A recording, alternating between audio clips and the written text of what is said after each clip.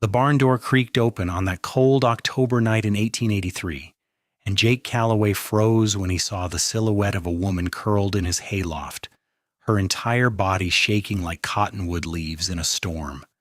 He had come to check on his mare who was due to foal any day, but the sight of the trembling figure stopped him in his tracks.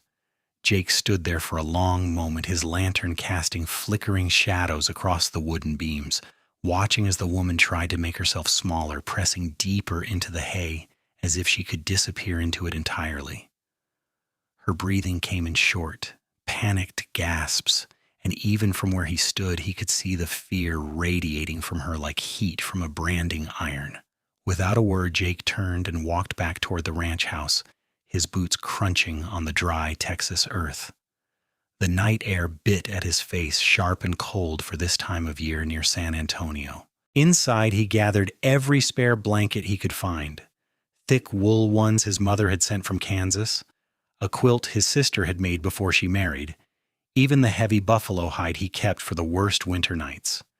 He grabbed a canteen of water and some bread wrapped in cloth from the kitchen, then made his way back to the barn. The woman had not moved. She watched him climb the ladder to the loft with wide, terrified eyes that caught the lantern light. Jake could see now that she was young, maybe 22 or 23, with dark hair matted with bits of straw and a dress torn at the shoulder. Dirt streaked her face, and there was a bruise forming along her jawline that made his stomach tighten with anger he had no right to feel for a stranger. He set the blankets down within her reach, but did not move closer. Instead, he settled himself on a hay bale, a respectful distance away, and began to unfold the buffalo hide, draping it near her but not touching her. The woman flinched at every movement, but when he placed the wool blankets beside her and stepped back, something in her eyes shifted slightly. "I am not going to hurt you," Jake said quietly, his voice rough from lack of use.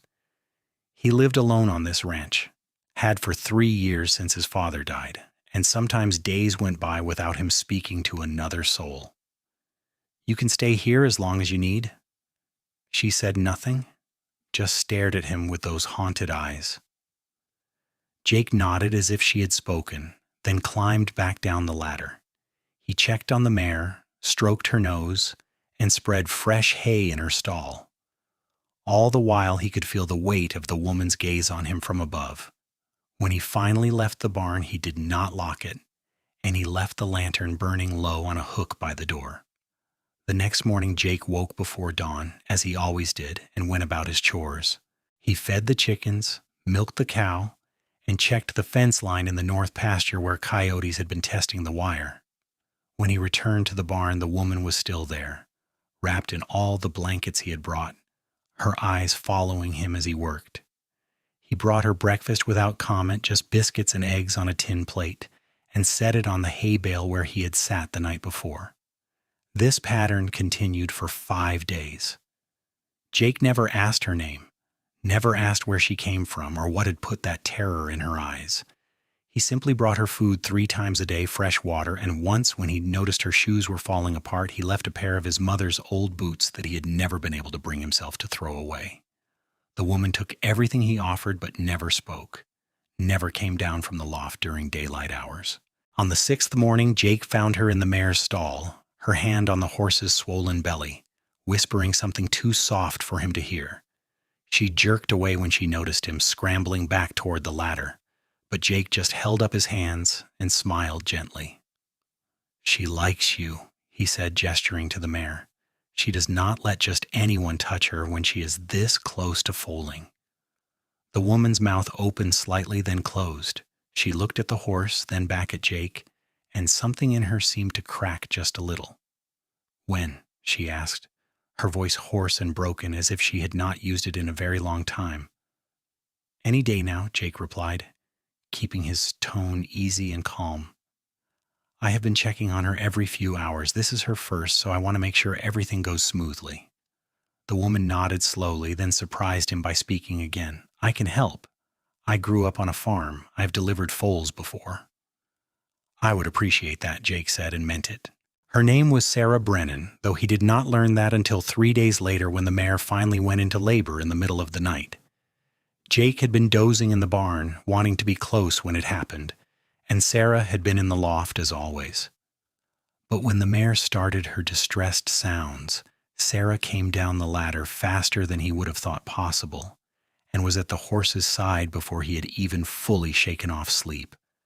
They worked together through the long hours before dawn, Sarah's hands sure and steady as she helped guide the foal into the world. When it was finally over, both of them covered in sweat and birth matter, the new colt wobbling on stick-thin legs. Sarah looked at Jake and smiled for the first time.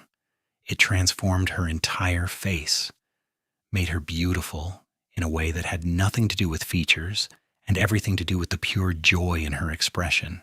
"You did well," she said softly, and he realized she was talking to the mare, not him, stroking the horse's neck with a tenderness that made his chest ache. "So did you," Jake replied. "Thank you, Sarah." She looked at him sharply. "I did not tell you my name." "You just did," he said, grinning. "Just now when I said it, you did not correct me." Sarah laughed, a small, rusty sound, but a laugh nonetheless. "Sarah Brennan," she admitted, "from Missouri originally. Jake Calloway, from right here, born in this house, raised on this land." They sat together in the hay, watching the colt nurse for the first time, and as the sun began to rise through the barn's eastern window, painting everything gold, Sarah began to talk. The words came slowly at first, then faster, like a dam breaking.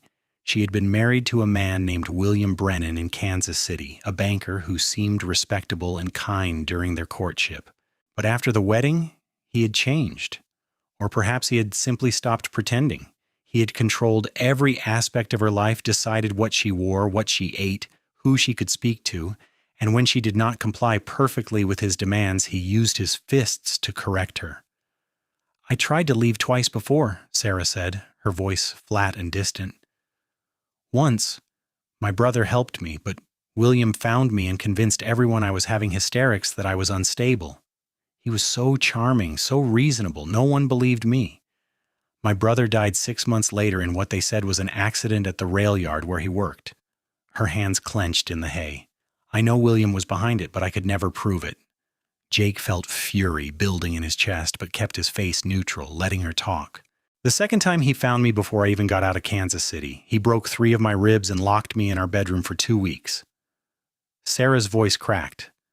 "But a month ago, he had to go to St. Louis for business.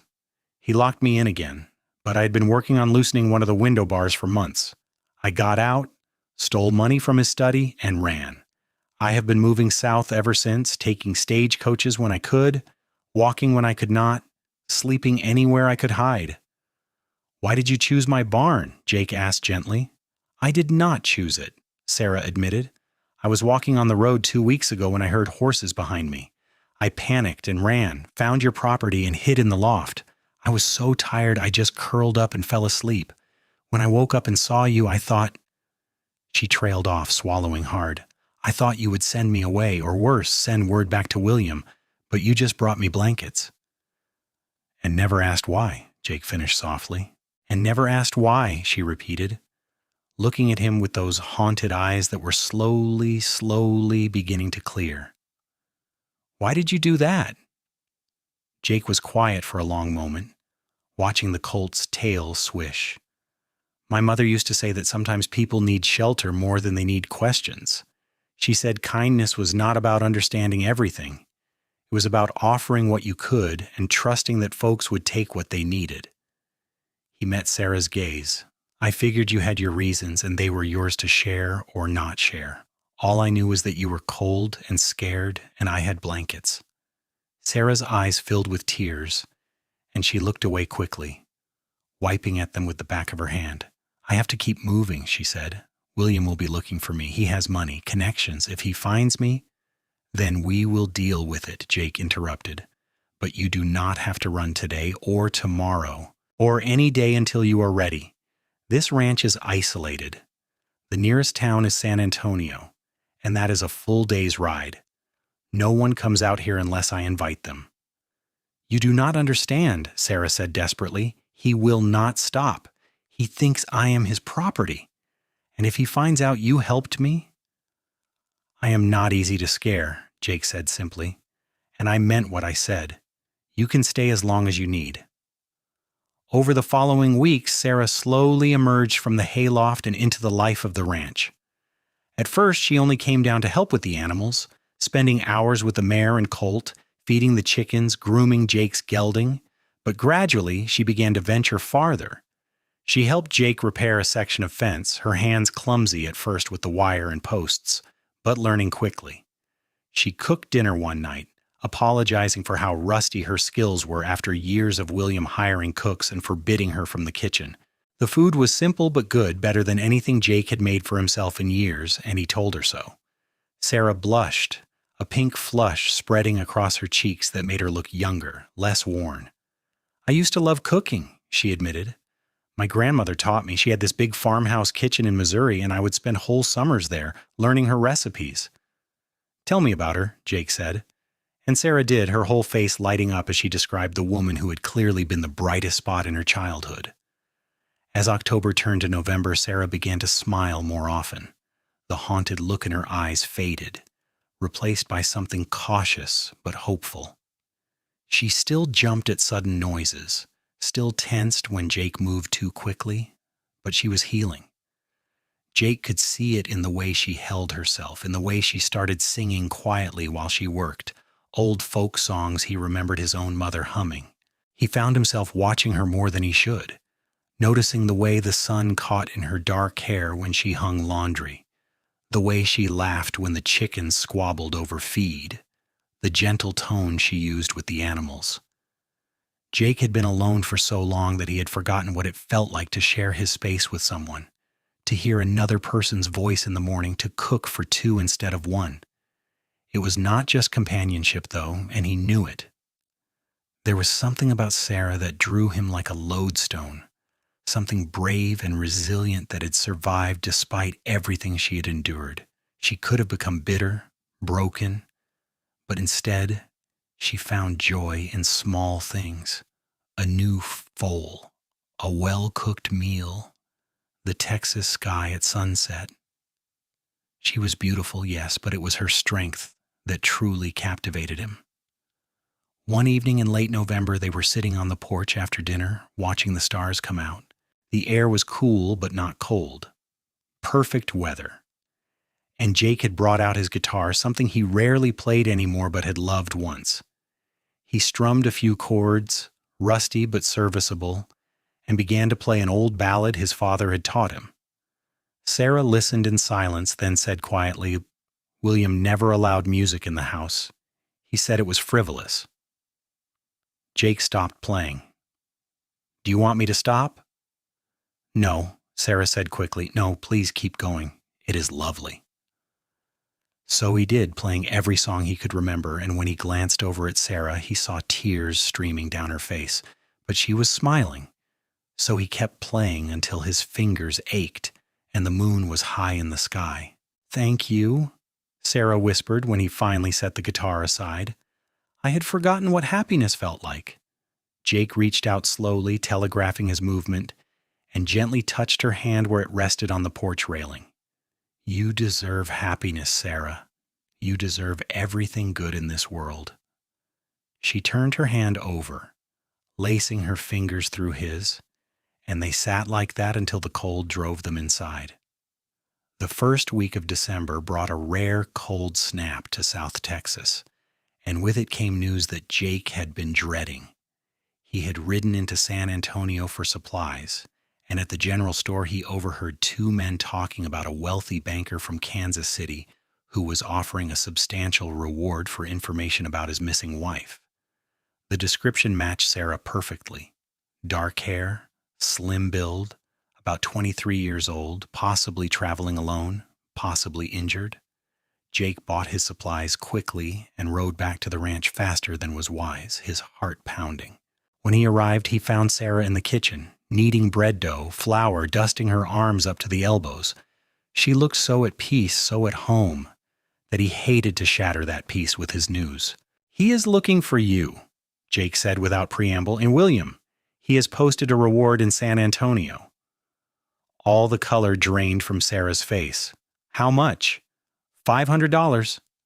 She closed her eyes. That is more than most people here make in a year. Someone will turn me in. Not if they do not know you are here, Jake said firmly. Sarah, no one comes out to this ranch. The people in town know me as a recluse who does not welcome visitors. We just have to be careful. I should leave, Sarah said, but her voice was full of despair. I should run again before I put you in danger. No, Jake said, surprised by the vehemence in his own voice. No, you should stay. This is your home now, if you want it to be. Sarah stared at him. Jake, you barely know me. Why would you risk so much? He closed the distance between them, stopping just short of touching her, giving her space to move away if she wanted. She did not move away. I know everything I need to know, he said quietly. I know you are kind. I know you are brave. I know you sing to the horses and you make the best biscuits I have ever tasted. I know you have been through hell and came out the other side still able to smile. He took a breath. And I know that somewhere along the way I fell in love with you. Sarah's hands flew to her mouth, her eyes wide. Jake, you do not have to say anything, he interrupted. I am not asking for anything from you. I just need you to know that you are not alone in this. Whatever happens, we face it together. For a long moment, Sarah just looked at him, emotions flickering across her face too fast to name. Then she closed the small distance between them and wrapped her arms around his waist, burying her face in his chest. Jake held her carefully, his heart racing, hardly daring to breathe. I am still married, Sarah said, her voice muffled against his shirt. Legally, I am still his wife. Laws can be changed, Jake said. Texas has different divorce laws than Kansas. It is not easy, but it is possible, especially with proof of cruelty. Sarah pulled back enough to look up at him. He will fight it. He will never let me go willingly. Then we fight back, Jake said simply. Sarah, I meant what I said. Whatever happens, we face it together. She searched his face, then rose on her toes and kissed him softly, briefly, a butterfly touch of lips that nonetheless sent electricity through his entire body. When she pulled back, she was crying again, but smiling too. I love you too, she whispered. I did not think I could feel this way about anyone, not after William. I did not think I could trust anyone again, but you brought me blankets and never asked why, and you gave me space to heal, and you made me remember who I was before he tried to break me. Her voice strengthened. I am not going to run anymore. This is my home now. You are my home. Jake kissed her again, longer this time, pouring everything he felt into it, and Sarah kissed him back with a fierceness that spoke of reclaimed life, of choosing love after fear. The winter passed quietly. Jake and Sarah fell into a rhythm of domesticity that felt as natural as breathing. They worked the ranch together, repaired the chicken coop that had been falling apart for years, broke ice on the water troughs on the coldest mornings. At night, they sat by the fire, Sarah mending clothes or reading aloud from the books Jake had inherited from his mother, Jake working on tack or just listening to her voice. They did not share a bed. Sarah was still legally married, and both of them wanted to do things properly, but Jake moved his things into the small room off the kitchen and gave Sarah the main bedroom. Some nights, when the nightmares came and Sarah woke screaming, Jake would sit with her until dawn, holding her hand and talking about nothing, about everything, until the terror faded from her eyes. In January 1884, Jake rode into San Antonio and spoke to a lawyer, a young man named Thomas Chen who had set up practice the year before.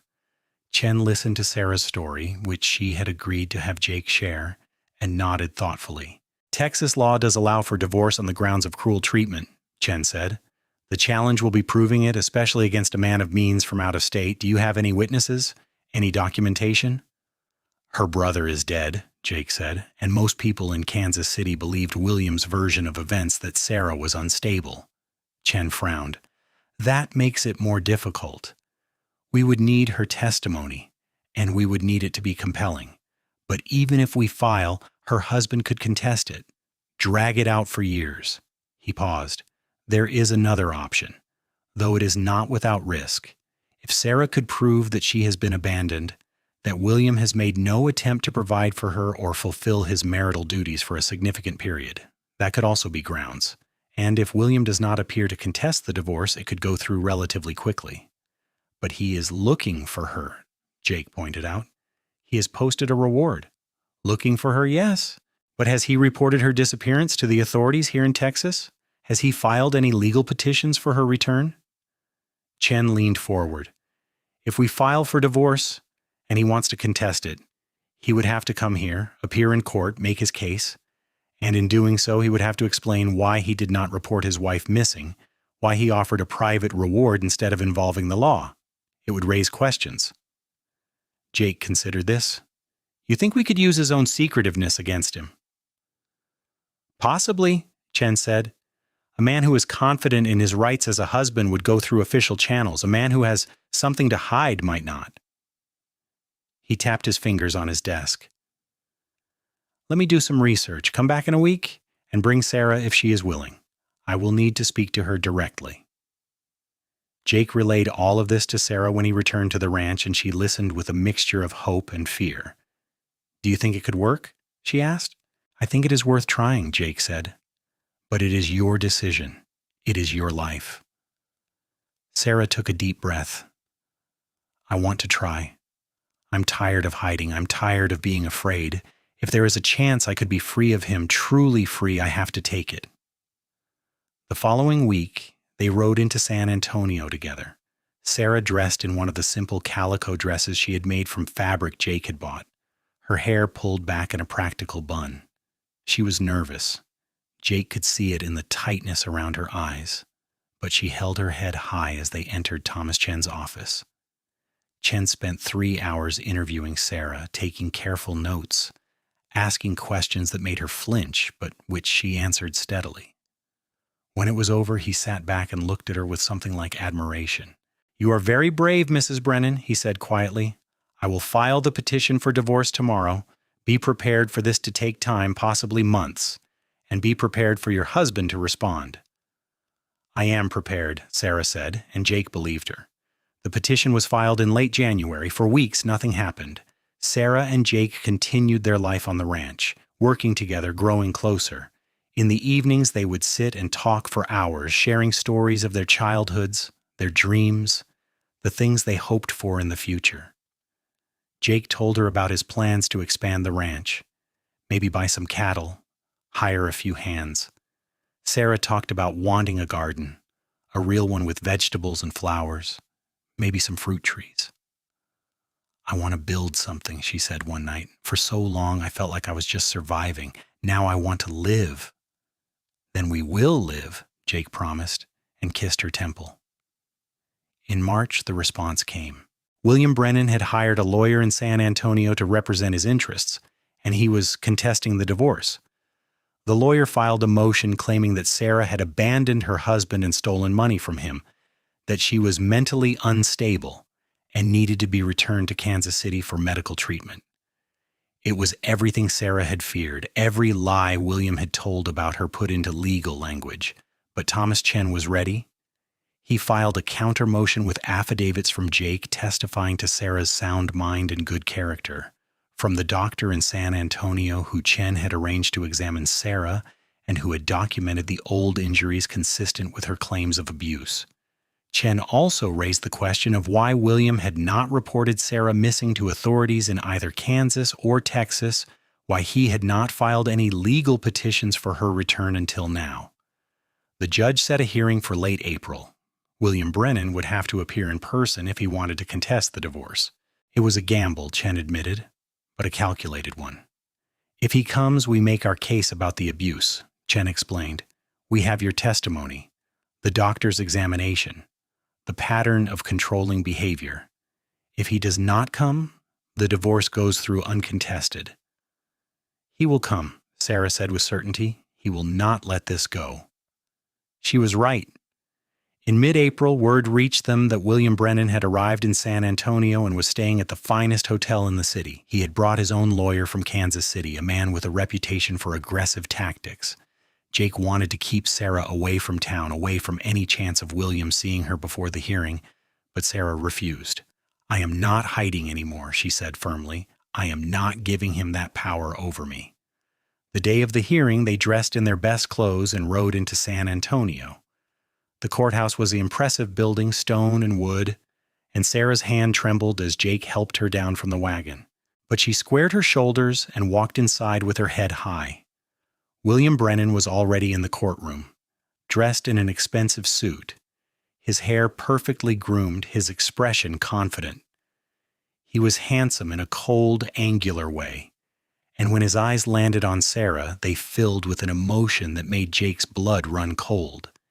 It was not love or relief. It was possession. Pure and simple. The look of a man seeing a piece of property that had gone missing. Sarah's step faltered for just a moment, then she kept walking, taking her seat beside Thomas Chen without looking at William again. The hearing was brutal. William's lawyer painted Sarah as an unstable woman who had always been prone to hysterics, who had stolen money and run away on a whim. He brought letters from people in Kansas City attesting to William's good character, to his reputation as a responsible businessman and devoted husband. He suggested that Sarah had been seduced away by Jake, that she had been unfaithful. Chen countered with the doctor's report, with testimony about the old breaks in Sarah's ribs, the scars on her arms. He questioned why a devoted husband had not reported his wife missing to the authorities, why he had offered a private reward instead. He pointed out that William had made no attempt to contact Sarah directly, had not sent letters or telegrams to any of her known relatives asking if they had heard from her. "Because he knew why she ran," Chen said, his voice ringing through the courtroom. He knew she ran because he had been beating her, controlling her, terrorizing her. And he knew that if he went through official channels, those truths might come to light. William took the stand, denying everything. He was smooth, convincing, every inch the wronged husband. But when Chen cross-examined him, cracks began to show. William could not explain why he had not reported Sarah missing. He claimed he had been embarrassed, that he had hoped to find her quietly and bring her home without scandal. But when Chen pressed him on specifics, on dates and actions, William's story started to fall apart. Then Sarah took the stand. She spoke clearly and calmly, detailing the abuse she had suffered, the control William had exerted over every aspect of her life.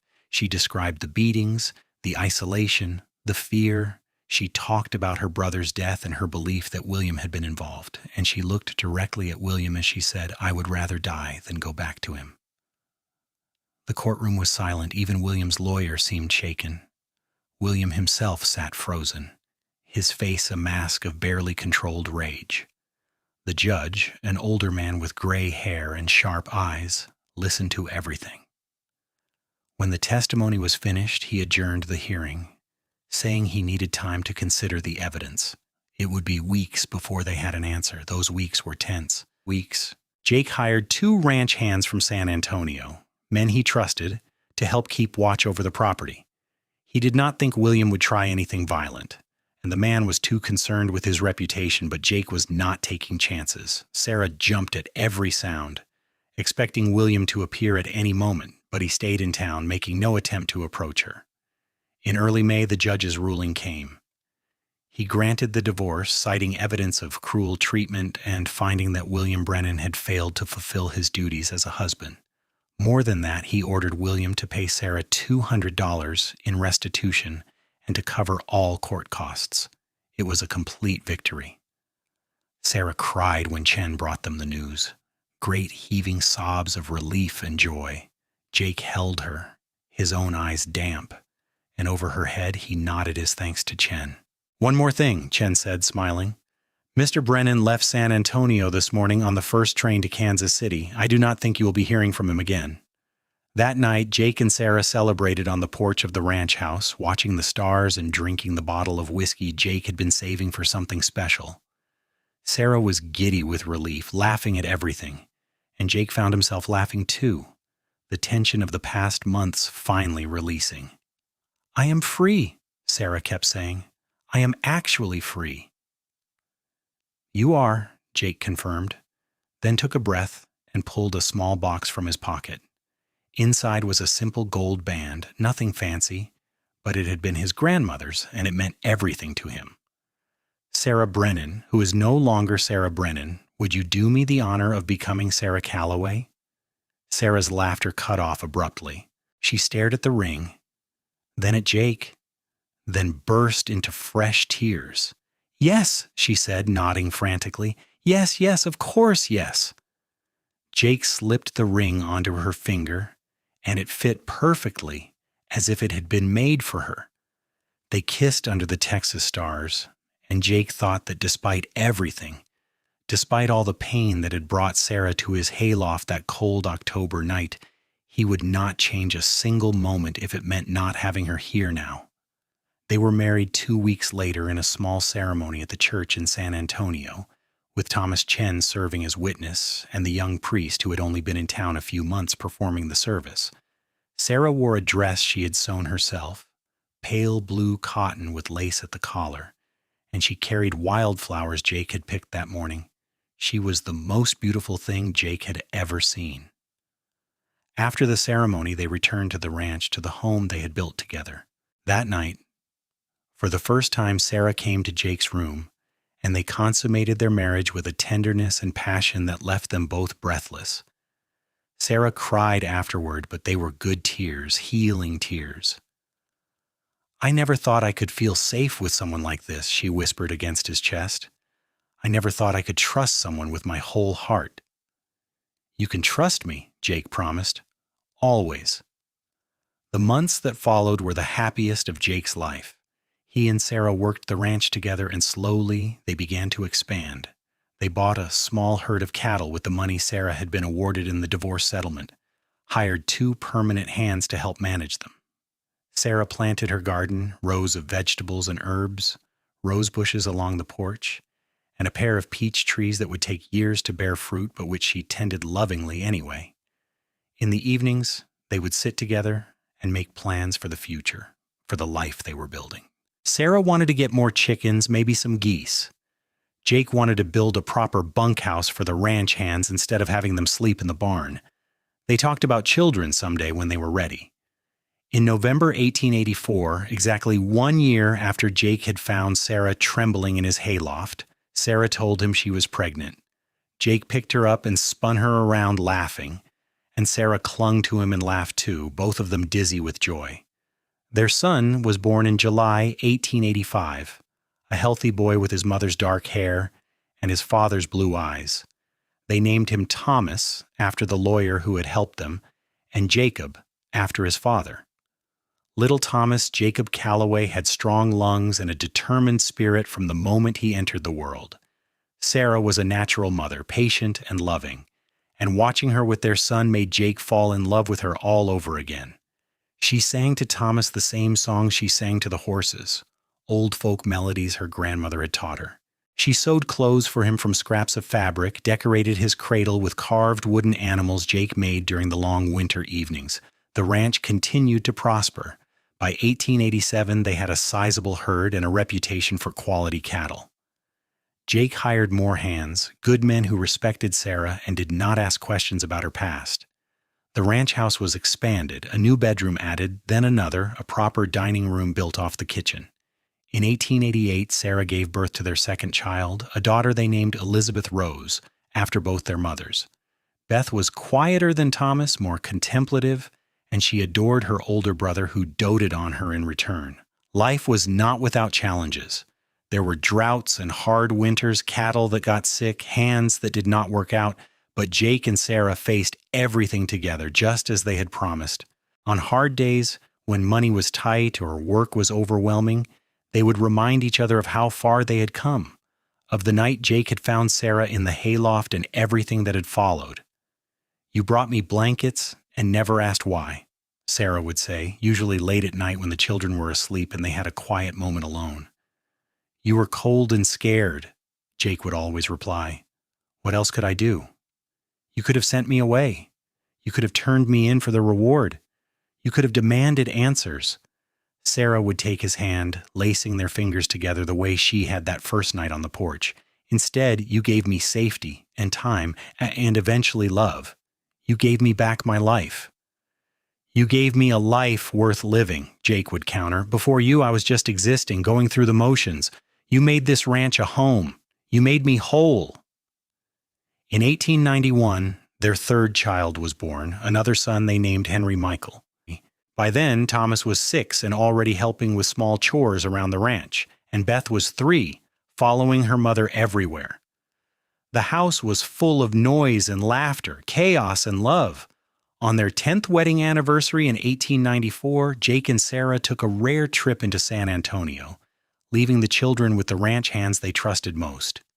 They had dinner at the nicest restaurant in the city, now much larger than it had been when they first met, and they stayed overnight at a hotel, a luxury they almost never indulged in. As they lay in the unfamiliar bed, Sarah traced patterns on Jake's chest and said, "Do you ever regret it? Taking me in? Fighting for me, building this life with me?" "Never," Jake said immediately. "Not once. Not for a single second. Why would you even ask?" "Because your life could have been simpler without me," Sarah said. "No legal battles, no looking over our shoulders for months, no complications." Jake rolled over so he could look her in the eye. "My life would have been emptier without you. Simpler maybe, but empty. Sarah, you are the best thing that ever happened to me. You and our children, this life we have built, it is everything I never knew I wanted." He kissed her softly. "I would find you trembling in that hayloft 1,000 times over if it meant getting to have this." Sarah's eyes filled with tears, the good kind. "I love you so much." "I love you too," Jake said, "always." They made love slowly, savoring each touch, each kiss, and afterward. They talked until dawn about everything and nothing, the way they had when they were first falling in love. The years continued to pass, marked by the growth of their children and their ranch. Thomas grew into a capable young man, taking on more responsibility with the cattle and the horses. Beth developed a love of books and learning, and Jake and Sarah arranged for a tutor from town to come out twice a week. Henry was the most adventurous of the three, always getting into scrapes, but with such a cheerful disposition that it was impossible to stay mad at him. In 1898, Sarah's health began to decline. It started small, exhaustion that did not fade with rest, a cough that would not go away. The doctor in San Antonio, a different one than had examined her years ago, diagnosed her with a lung condition likely caused by the harsh Kansas City winters of her youth combined with the stress she had endured during her marriage to William. Jake refused to accept that there was nothing to be done. He took Sarah to doctors in Dallas and Houston searching for any treatment that might help. They found some medicines that eased her symptoms, and Sarah had good days and bad days. On the good days, she would work in her garden or help Beth with her studies. On the bad days, she rested in bed while Jake brought her tea and read to her. "I am not ready to leave you," Sarah told him one evening in early 1899, tears streaming down her face. "We were supposed to grow old together." "And we will," Jake said fiercely, holding her hand. "You are not going anywhere. I will not allow it." Sarah laughed weakly. "You cannot order death around like one of your ranch hands, Jake." "Watch me," he said, and she laughed again, then coughed, and he held her until the fit passed. But despite Jake's determination and the best medical care they could afford, Sarah continued to decline. By the spring of 1899, she was bedridden more often than not. The children would visit her constantly, Thomas and Beth taking over more of the household responsibilities, while Henry, now 8, would sit by his mother's bed and tell her elaborate stories he made up to make her smile. In May 1899, on a morning bright with sunshine and warm with the promise of summer, Sarah called the family to her bedside. She looked at each of her children, memorizing their faces, then at Jake. "I need you to promise me something," she said, her voice weak but clear. "All of you." "Anything," Jake said immediately, and the children echoed him. "Promise me you will keep living fully with joy and love. Do not let grief consume you." She looked at Jake specifically. "You gave me 15 years of happiness, Jake. You took a broken, terrified woman and showed her how to live again. You gave me children and a home and a love I never dreamed was possible. I need you to remember that, not the sadness of this ending, but the joy of everything that came before." "I promise," Jake said, his voice breaking. "But Sarah?" "I love you," Sarah interrupted. "I love all of you so much. You are my greatest gifts, my greatest joys." She closed her eyes, smiling peacefully, and by that evening, she was gone. The grief nearly destroyed Jake. For weeks after the funeral, he moved through life mechanically, doing what needed to be done for the children and the ranch, but feeling nothing. The world had gone gray and flat without Sarah's light in it. It was Thomas, 17 now, and so much like his mother, who pulled Jake back. One evening he found his father standing in Sarah's garden, staring at the roses she had loved. "Mother would not want this," Thomas said quietly. "She would not want you to stop living." "I do not know how to live without her," Jake admitted, the first real words he had spoken in weeks.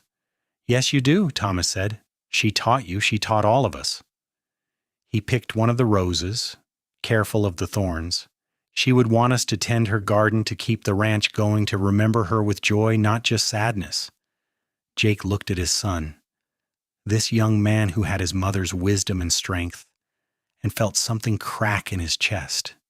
He started to cry, the first tears he had allowed himself since Sarah died, and Thomas held him while he wept. After that night, Jake began to heal.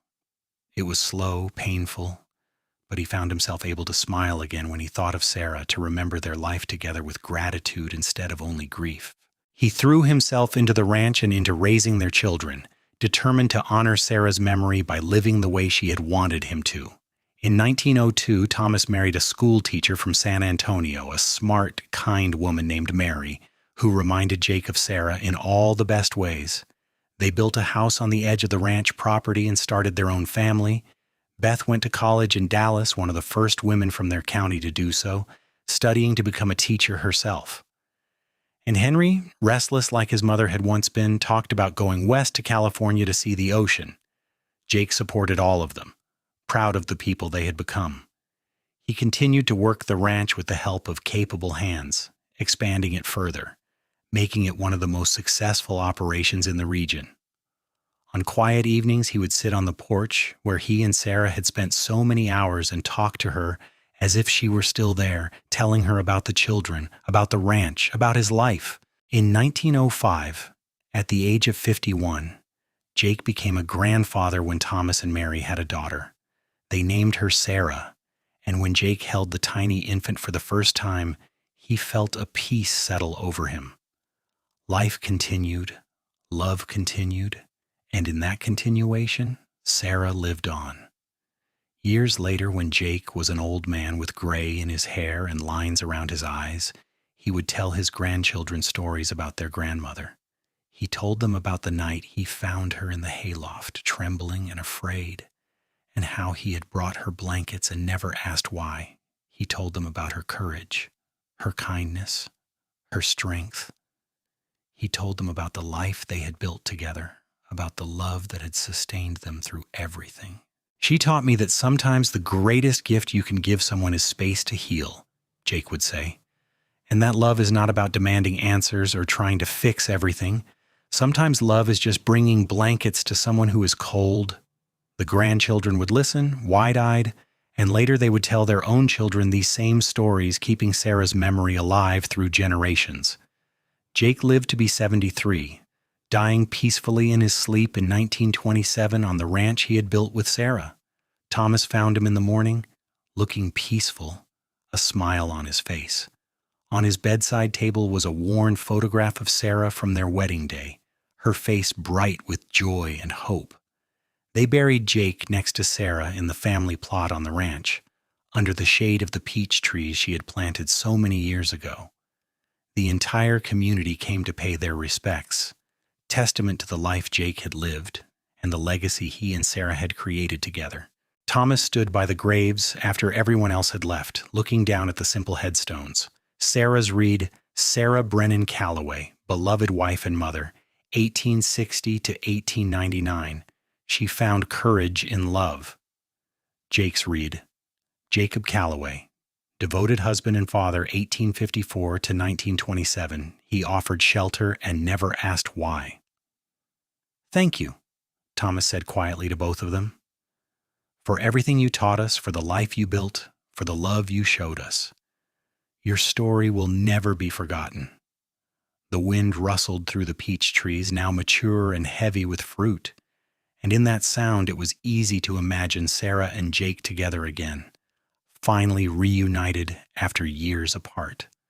The ranch continued, passed down through generations, and with it, the story of the cowboy who found a trembling woman in his hayloft and changed both their lives forever with simple kindness and steadfast love. In the end, that was their legacy. Proof that even in the harsh reality of the Wild West, compassion could triumph, that love could heal the deepest wounds, and that sometimes the most extraordinary stories began with the simplest of gestures, a warm blanket offered to someone in need, and a heart open enough to never ask why.